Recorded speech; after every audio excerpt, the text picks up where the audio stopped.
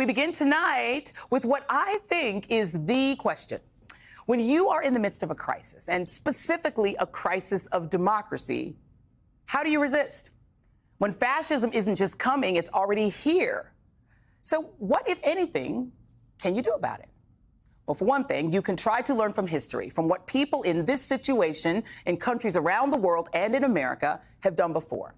As my friend Rachel Maddow always says, history is here to help. America hasn't always been a free country for everyone, and we've had resistance movements from day one. From enslaved people fighting their captivity. Shout out to Harriet Tubman, who was a 92%er before 92%ing was cool. And even taking up arms during the Civil War. To the women's movement and the workers' rights movement and the Stonewall gay rights movement. They've all been versions of the fight to make this a free country for everyone and to have a true multiracial democracy. And that is history's most important lesson, right? That the most important thing, the first rule, is to fight back, to never stop resisting. Do not obey in advance, as Tim Snyder put it. Do not take the knee, to throw in a Game of Thrones reference. Even if it's scary or uncomfortable or inconvenient, just keep saying no, or finding creative ways to say no in small ways and large. Medgar Evers said, do not shop where they will not employ you. Dr. King championed the Montgomery bus boycotts to become the leader of the civil rights movement. The labor rights movement shut down factories and hobbled industries to win the 40-hour work week that you enjoy right now, and more recently to ensure the right of workers to work from home during COVID. People have marched against the Vietnam War and the war in Iraq and against the decimation of Gaza using our tax dollars. You don't always win every battle, but the whole thing is about resisting. Last week, federal employees received an Orwellian email from the Office of Personnel Management, the government's HR department, following a tweet from their apparent real boss, the world's richest billionaire Elon Musk, head of the fictional and Orwellian Department of Government Efficiency, stating that, consistent with President Trump's instructions, all federal employees will shortly receive an email requesting to understand what they got done last week. Failure to respond will be taken as a resignation. The email that followed literally had the same subject line, what did you do last week? And came from the Office of Personnel Management's new HR email address, but had no signature. Here's the full email. Please reply to this email with approximately 5 bullets of what you accomplished last week and CC your manager. Please do not send any classified information, links, or attachments. Deadline is this Monday at 11:59 p.m. EST.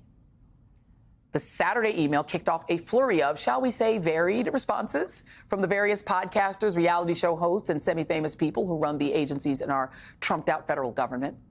Some, including Kash Patel, who alarmingly enough runs the FBI, told their employees to hold off, given that, per his email, the FBI, through the Office of the Director, is in charge of all our review processes and will conduct reviews in accordance with FBI procedures.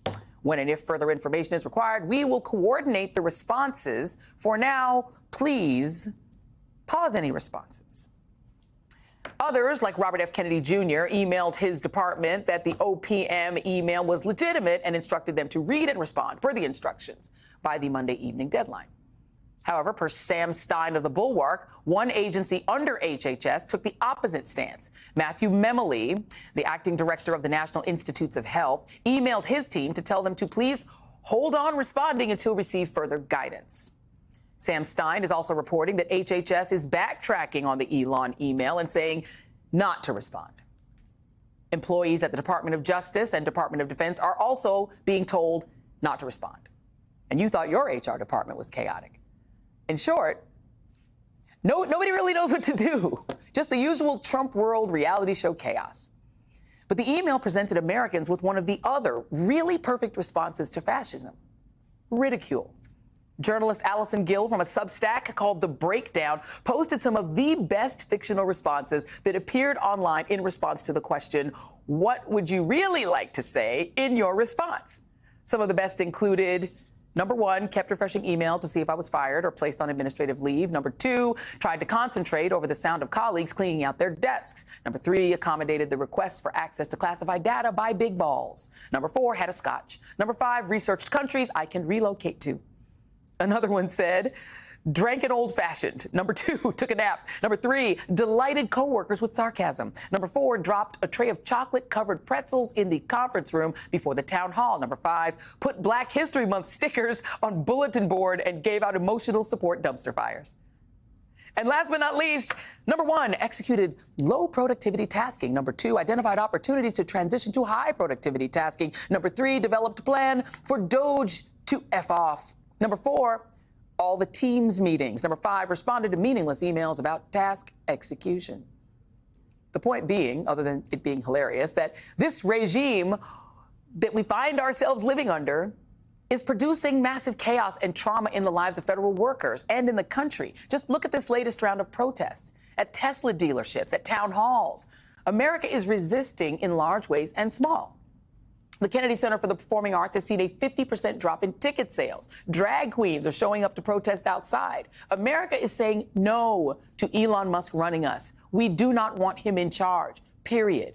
And Donald Trump, the guy who handed his biggest donor the keys to the whole federal government for him to do whatever he pleases with it, is underwater in every single poll. From Gallup to the Washington Post to CNN to Reuters, you name it. Other than his MAGA cult, nobody wants this chaos and confusion. And it also raises the question of what is the actual waste, fraud, and abuse that Elon and friends are finding? So far, their claim of finding $55 billion in savings is backed by exactly 0 facts.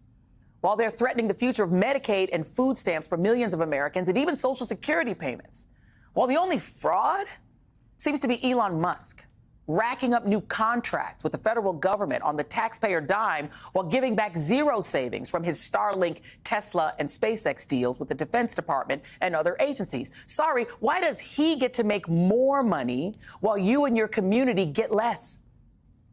And the only abuse that we're seeing is against the very federal workers in all 50 states who are being bullied by the 19-year-old Doge kids and told to justify their jobs by a guy who spends all day literally tweeting and waving a chainsaw around while wearing sunglasses indoors.